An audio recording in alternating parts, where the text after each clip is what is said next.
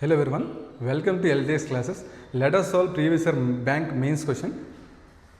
In a 5-day yoga workshop, the average number of participants attended the first 4 days was 112. ఇక్కడ average అన్నారండి. First 4 days 112. And on the 5th day, P participants attended, which increased the overall average attendance by 14.28%. అంటే 14.28% అంటే మన fraction table తెలుసు కదా, 1/7 అని. 1/7 into 112, 7 1 716 times, అంటే 16 increase అయింది. అంటే ఓవరాల్ యావరేజ్ 16 ఇంక్రీజ్ అయింది. అంటే 5 daysకి 16 ఇంక్రీజ్ అయింది. అంటే 112 + 16 128. ఎంత ఇంక్రీజ్ అయిందండి? 16 ఇంక్రీజ్ అయింది.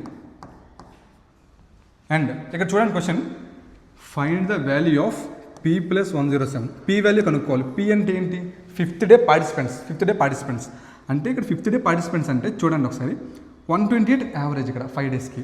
మనం చాలామంది ఏం చేస్తారంటే 128 × 5 ఒక వాల్యూ వస్తుంది, 112 × 4 ఒక వాల్యూ వస్తుంది.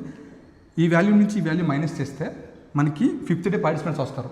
అది క్యాలిక్యులేషన్ చాలా పెద్దది అవుతుంది. సో అలా చేయకుండా ఏం చేయొచ్చు అంటే, ఎంత యాడ్ చేసామండి మనం? 112ని 128 చేసామంటే 16 యాడ్ చేసాం. ఎన్ని డేస్కి యాడ్ చేసాం? 4 daysకి. 16 × 4 ఎంత అవుతుందండి? 64. And 5th day participants 128. Total ఎంత అవుతుందండి? 8 + 4 12, 192. In the 5th day participants only P value ఇది P వాల్యూ 192. అంటే ఇక్కడ 107 అడిగారు. 192 + 107, 7 + 2 9. మనకి ఆప్షన్లో ఉన్నది ఒకటే ఆప్షన్ అండి, ఆప్షన్ E.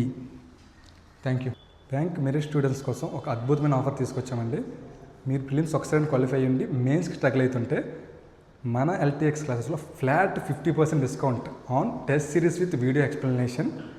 మరిన్ని వివరాల కోసం స్క్రీన్పై డిస్ప్లే అవుతున్న నంబర్కి కాంటాక్ట్ అవ్వండి.